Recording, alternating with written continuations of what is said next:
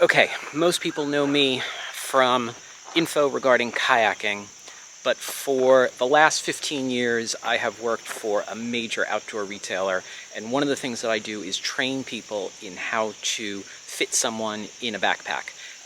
In addition to that, I've also probably fit 15,000 or 12,000 people in backpacks myself. It's something I'm super passionate about, is backpack fit.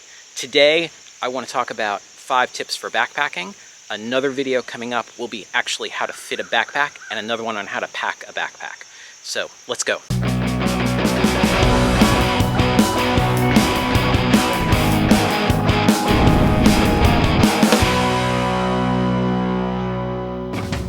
Okay, the first tip. Don't ever try a backpack on empty. You are getting no usable information from that try on if the backpack doesn't have any weight in it. If you're at a store that doesn't have the ability to put weight in a backpack, go to another store. You've got to be able to try a pack on with weight in it. All backpacks feel good empty, so don't try one on empty.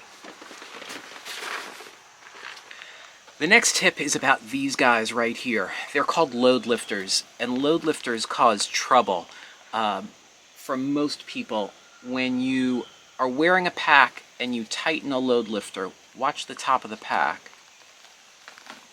It comes closer to my shoulders, which feels good because it's shifting the weight closer to my center of gravity. The problem is, the tighter those load lifters are, the more it shifts weight from your hips to right here. And eventually your shoulders will start to hurt. So if at any time you're hiking and you feel like your shoulders are hurting, figure out if your load lifters are too tight. People tend to just tighten them all day long, and that's bad because over time they will start to hurt your shoulders. Your hips will never get tired, your hips will never hurt, but your shoulders will. So if your shoulders hurt, check your load lifters, because people just tend to tighten them a little bit all day long. The other thing is that they are a very gentle adjustment, right? People tend to pull them down really tight, and my head hits the pack, which is also no good, but it's a super gentle adjustment. If you're on a trail that's nice and flat, roll them out.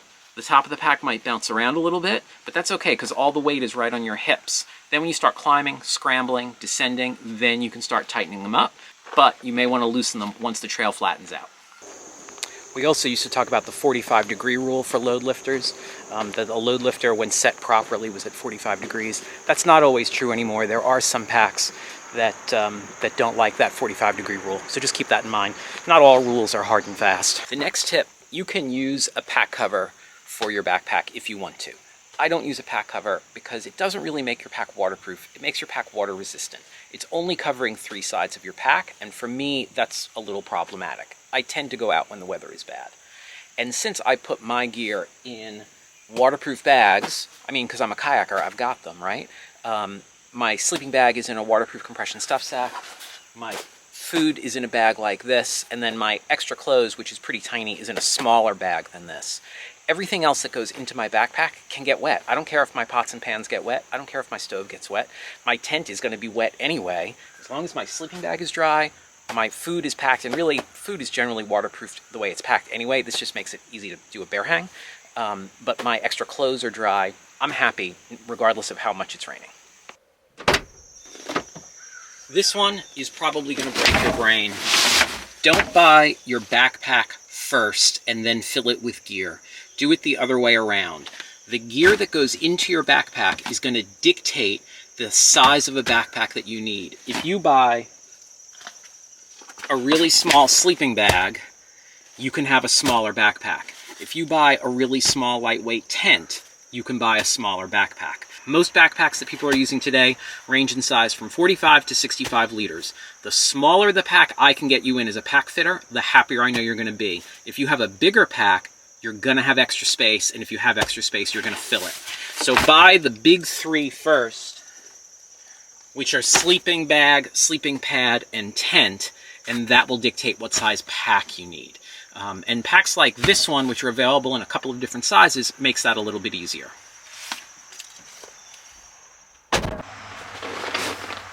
This next tip is a little bit about pack fit. Well, sort of about pack fit. If you've never been fitted for a backpack by someone that knows how to do it, chances are you're wearing your pack too low. there are certain landmarks that we look for in a pack fit, and one of them is that your waist belt should be on your iliac crest, and we're going to do a whole video on pack fit, but this first one is important because it'll tell you whether or not you're wearing your pack too high or too low. If you wear your pack too low, that's how you get blisters, that's how you get movement, because the pack isn't really resting on your hips. And the dead giveaway is the location of the buckle on your belly button. The buckle should be in proximity to your belly button, within an inch in all directions of your belly button. And so if it's not there, if it's way too low, if you're wearing it all the way down here, here are my hip bones, here's the waist belt, way too low, that's a big indicator that you need to have your pack fitted correctly for you. It's going to feel weird, it's going to feel like it's too high if it's never been fitted right, but it's just because you're used to it fitting wrong. So waist belt in proximity to your belly button is a good indicator that your pack is in the right place. If you've never been fitted, chances are you're wearing it too low. Internal frame packs like the ones that I'm wearing want gear stored on the inside, internally. External frame packs, things are mostly going to go on the outside. The only thing that I'll put on the outside of an internal frame pack is tent poles down the side, and we'll talk more about that when we talk about how to pack a pack. So tent poles down the side, or if you're using like an egg crate style closed cell foam sleeping pad, which is really big but really light, that can go on the inside on the outside of the pack as well. But it doesn't weigh anything. And our problem with putting things on the outside is that it shifts weight away from our center of gravity, and it makes it harder to carry a load. So stick with me while we do a series of backpacking videos. My life is not just kayaking, though a lot of times it seems like it. In the next video, or one of the next videos, we'll talk about packing a backpack. If you want to know why your tent should not get packed inside your backpack like this, hit like, hit subscribe, and come on back for that one. Until then, I'll see you outside.